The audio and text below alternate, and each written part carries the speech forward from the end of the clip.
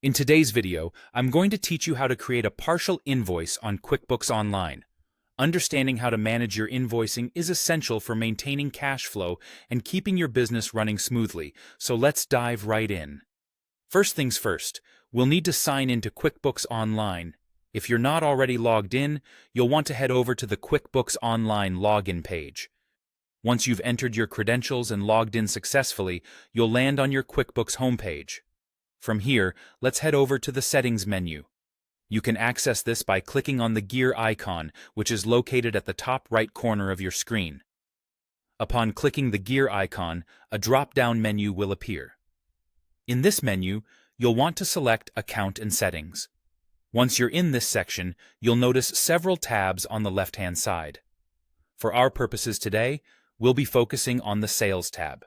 Click on this tab to view and manage all settings related to your sales, which, of course, include our focus for today, Invoices. Within the Sales tab, you need to scroll down to find the Progress Invoicing section. This step is crucial for creating partial invoices because it allows you to bill incrementally over time for a project or task. So make sure to turn on the Progress Invoicing option here. This will enable you to invoice your clients as the work is being completed, rather than waiting until the entire project is finished. Once you've toggled the setting on, don't forget to hit Save to ensure your changes are applied. After saving, you can click Done to exit out of the Settings menu. This will take you back to your QuickBooks homepage.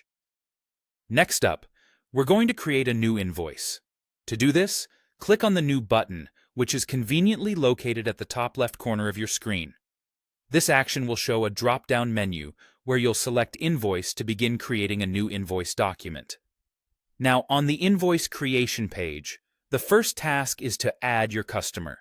Click into the customer field, and you can either select the customer from a drop-down list or type their name in to find them more quickly.